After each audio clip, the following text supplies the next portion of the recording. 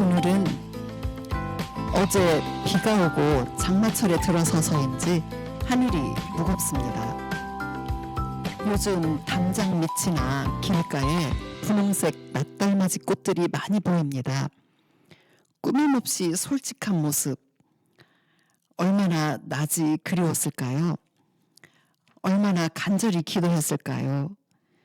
밤의 세계에서 벗어나 우리에게 소박하지만 환한 미소를 선물해주는 모습. 꽃말은 무언의 사랑이라고 합니다. 수줍어 말 못하고 가슴 두근거리는 마음. 그 꽃을 보고 있는 제 마음이 설레입니다. 안녕하세요. 라디오 플러스 책향기 토론마당의 김정희입니다. 지난번엔 팀 보울러의 리버보이를 소개했지요. 죽음을 앞둔 할아버지와 15세 손녀의 특별한 이별 여행, 강물에서 만난 소년의 이야기. 인생은 흐르는 강물 같다고 말하며 수많은 이별을 경험하고 슬퍼 주저앉고 싶을 때 그래도 인생은 흘러간다. 충분히 슬퍼하고 다시 삶의 의미, 희망을 발견하는 이야기입니다. 강물의 끝이 바다가 아니라 바다는 새로운 삶의 시작이다라고 이야기하고 있었지요. 오늘은 노발리스의 푸른 꽃을 소개하겠습니다. 이번엔 다락방에서 토론하기 전에 여러분께 먼저 소개하고 있습니다. 노발리스는 본명은 게오르그 필립 프리드리히 폰 하이덴베르크이고요. 1772년 5월 2일 독일 출생, 1801년 29세로 요절했습니다. 폐질환으로요. 예나, 라이프치히, 비텐베르크 대학에서 공부를 했고요. 실러, 셀링, 휘돌린 등과 우정을 나누고 철학, 역사 등 다양한 학문에 심취했고요. 행정 서기관으로 일하기도 했습니다. 연인 소피 폰 퀸의 죽음으로 신비주의적이고 종교적인 감정에 눈을 떴습니다. 이상화된 중세를 배경으로 젊은 시인의 신비적이고 낭만적인 탐구심을 그린 푸른 꽃은 낭만적 동경의 상징이 되었습니다. 작품으로 꽃가루, 신앙과 사랑, 선곡, 기독교 혹은 유럽 등이 있습니다. 푸른 꽃은 주인공 하인리히가 푸른 꽃 전설을 듣고 꿈속에서 그 꽃을 봅니다. 그 후 어머니의 고향 아우크스부르크로 여행을 하며 광부, 기사 등 다양한 사람을 만나고 아틀란티스 전설, 십자군 원정 등의 이야기를 들으며 목적지에 도착을 합니다.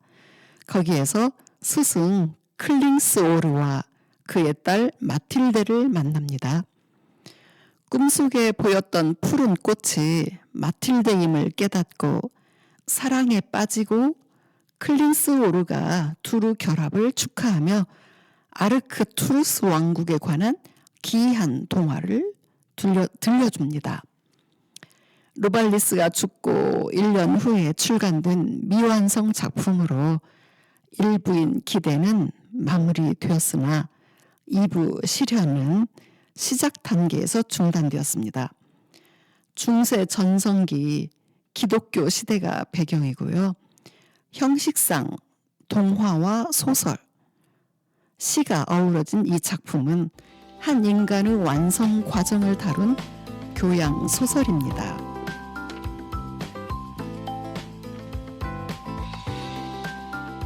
이제 다락방 독서 동아리에서 토론할 주제를 가지고 더 소개해 보겠습니다. 주제는 총 4개입니다. 첫 번째는 책 읽은 소감, 두 번째 제목 푸른 꽃에 대해 이야기해 봅시다. 푸른 꽃은 무엇이고 어떤 의미가 있을까요? 입니다. 세 번째는 이 책은 전반적으로 시와 시인은 무엇인가를 말하고 있습니다. 여기에서 설명하는 시와 시인은 어떤 것이고 여러분이 생각하는 시와 시인은 무엇인가요? 입니다. 네 번째 논제는 이 책의 가장 이해하기 어려웠던 장은 어느 곳인가요? 9장에서 클링스 오르는 문학작품 중 가장 기이하고 복잡한 동화를 이야기한다고 합니다. 이해가 되셨나요? 입니다. 자, 첫 번째부터 이야기해보죠. 첫 번째, 책 읽은 소감. 이번에는 다락방에서 토론하지 않았기 때문에 제 소감을 이야기해 보겠습니다. 예, 이 책을 처음에는 아주 가볍게 읽었어요. 처음엔 동화 같은 꿈 이야기로 시작되어서 와, 읽기 편하겠구나라고 생각을 했지요.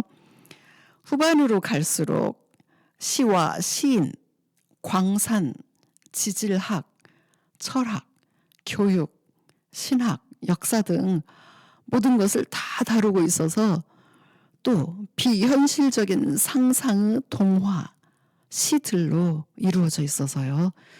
2번을 읽었는데도 그냥 이해가 안 되는 부분이 많았습니다. 두 번째로 넘어가죠. 제목 푸른 꽃에 대해 이야기해 봅시다. 푸른 꽃은 무엇이고 어떤 의미가 있을까요? 입니다. 제1장에서 주인공 하인리히는 튀링겐 지방 아이젠나흐라는 도시의 유복한 가정 아들로 자랍니다. 어느 날 한 낯선 나그네가 그에게 먼 고장의 보물들과 또 푸른 꽃에 대한 이야기를 들려줍니다. 그날 꿈속에서 푸른 꽃이 나타나고요. 그 꽃이 예쁜 소녀의 얼굴로 변해서 그에게 미소를 지었습니다. 그는 그 꽃을 찾아야 한다는 생각에 사로잡혔고요. 그것을 자신의 운명으로 받아들였습니다. 여기에서 푸른 꽃은 튀링겐 지방 광부들의 전설인데요. 이 꽃은 성 요한절 밤에 피는데 이 꽃을 발견한 사람에게 상금이 주어진다고 해요. 인간의 오성이 아닌 마음, 정서들을 통해 볼 수 있는 꽃이고요. 이 책에서는 세계를 파악하는 행위를 나타내는 인식의 상징으로 쓰였습니다. 어떤 광경을 볼 때마다 번갯불에 드러나듯 그의 내면의 눈에 이 푸른 꽃이 종종 보이곤 했습니다. 푸른색은 노발리스가 좋아하는 색깔로 하늘, 바다를 연상케 하고요. 또 낭만적 그리움을 나타냅니다. 세 번째, 이 책은 전반적으로 시와 시인은 무엇인가를 말하고 있습니다. 여기에서 설명하는 시와 시인은 어떤 것이고 여러분이 생각하는 시와 시인은 또 무엇인가요? 라는 논제입니다. 네, 책 전체가 거의 시란 무엇이고 시인은 무엇인가에 대한 설명이라고 봐도 과언이 아니에요. 그래서 저는 이 책에 나타난 시에 관한 이야기들을 쭉 정리를 해보았습니다. 책에서는요, 음유시인이란 하나님 은총을 받아 영감을 받고 달콤한 목소리로 지상에 하늘의 지혜를 알리는 사람이다 라고 표현이 되어 있고요. 시인이 쓰는 말은 마법처럼 평범한 말을 사용해서 사람들의 마음을 사로잡는다라고도 표현이 되어 있습니다. 제3장에서는 늙은 왕이 나오는데요. 그 왕은 시문학에 너무너무 관심이 많았어요. 그래서 시인들의 주문으로 읊은 멋진 예술이 눈앞에 나타난 혼을 자신의 딸이라고 표현하고 있습니다. 항상 이 왕과 함께 시인들의 그 노래를 딸은 항상 듣고 있었기 때문이죠. 시인의 노래를 듣고 있으면 내 본질이 살포시 펼쳐지는 것을 느낀다라고 표현하기도 합니다. 저는 이 말을 듣고 있고요.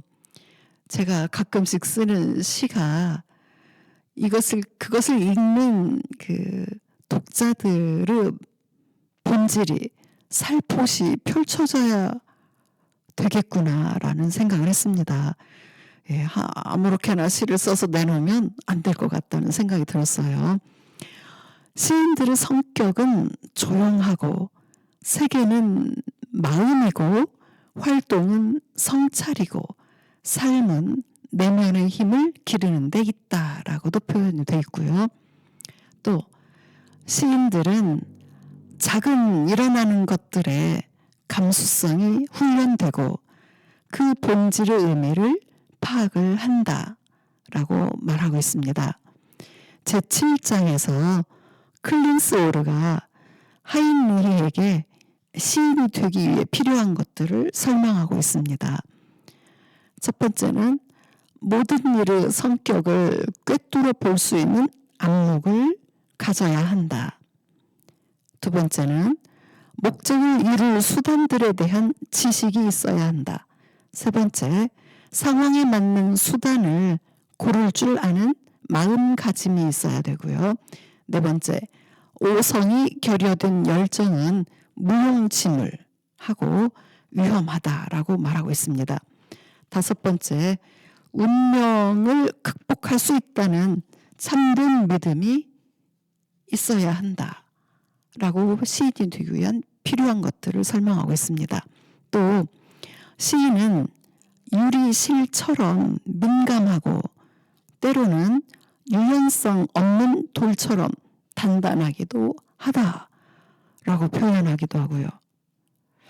또 다른 곳에서는요, 시란 단순한 즐거움을 위한 것이 아니라 엄격한 예술로 추구해야 한다.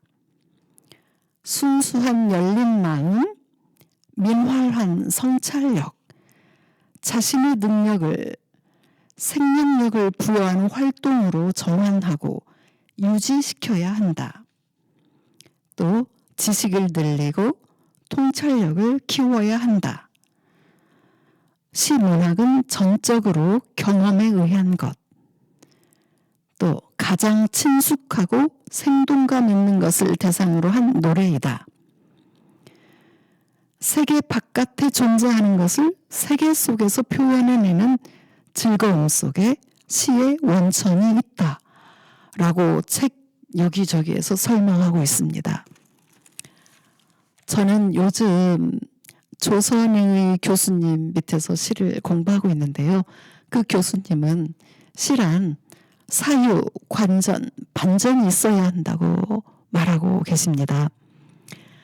저도 시란 무엇인가라는 제 생각은 모든 사물이나 사건의 본질을 사유와 관조를 통해서 파악하고 각 객체가 하고자 하는 말을 은유나 이미지로 리듬 있게 표현하는 것이다 라고 말하고 싶어요.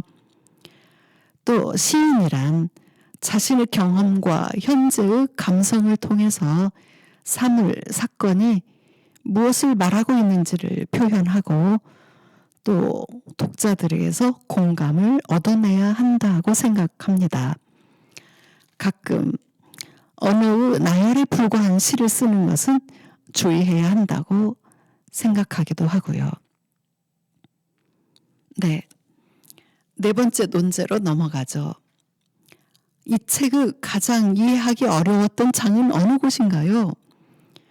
9장에서 클린스 오르는 문학작품을 가장 기이하고 복잡한 동화, 문학작품 중에 가장 기이하고 복잡한 동화를 이야기한다고 말하고 있습니다. 클린스 오르가 이야기한 그 기이한 동화를 읽고 이해가 되셨나요? 라는 논제입니다. 솔직히 저는 이해가 잘 안 갔어요. 몇 번 읽었는데도 잘 이해가 안 갑니다. 그래서 이 책 뒤에 이 책을 번역하신 김재형님의 작품 해설이 나와요. 그래서 그 해설을 가지고 소개하겠습니다. 이 책의 그 동화의 내용은 에로스와 파벨에 대한 알레고리적 동화입니다. 아르크투루스의 별은 얼음으로 굳어 있고 프라이아는 영원한 잠에 빠져 있습니다.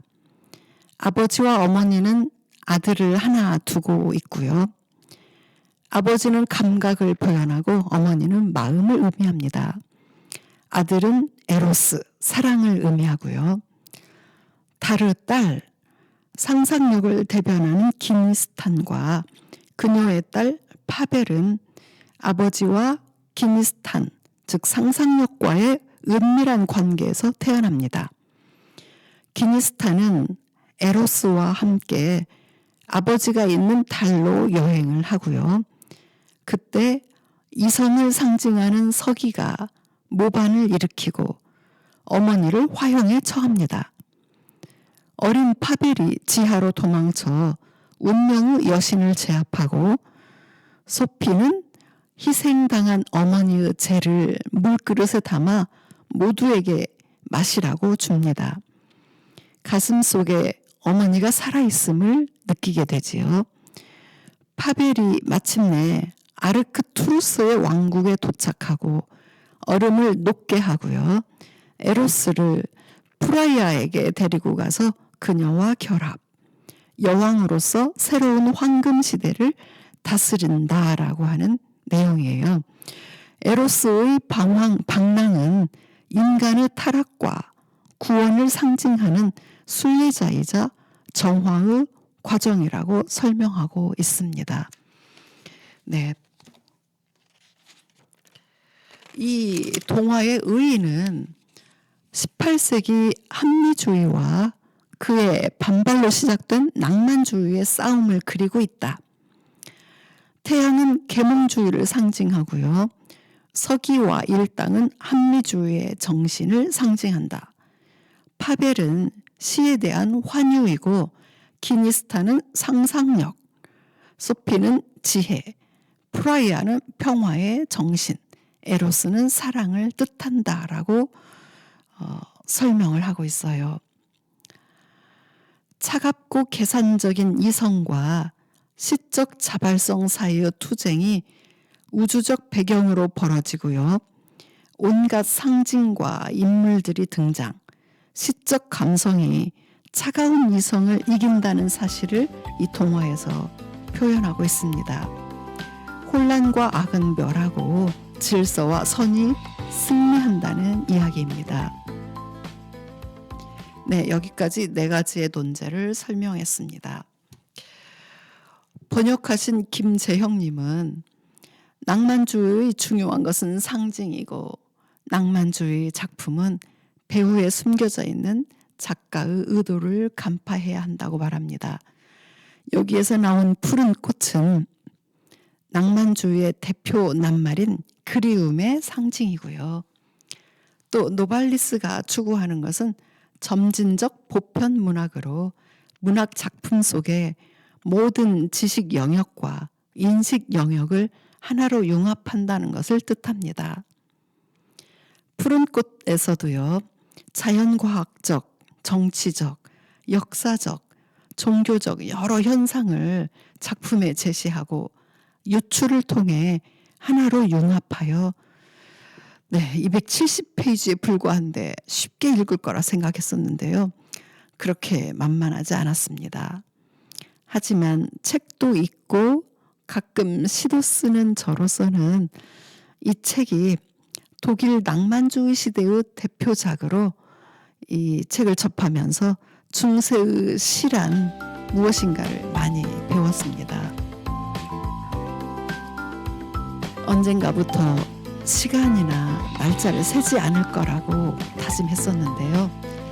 그래도 날이 더워지면서 지금부터는 더위에 대비해야겠다라는 마음가짐을 해봅니다. 벌써 여름 휴가 계획들을 세우는 분들이 많은데요. 여러분들은 계획이 있으신가요? 저는 아직 못 세웠습니다. 그냥 책 읽고 시도 쓰고 악기 연습도 하는 것이 더 좋습니다. 다음 달에는 또 어떤 책을 선정할까 행복한 고민을 하면서 여기서 마치겠습니다. 여러분 항상 건강하고 행복하세요.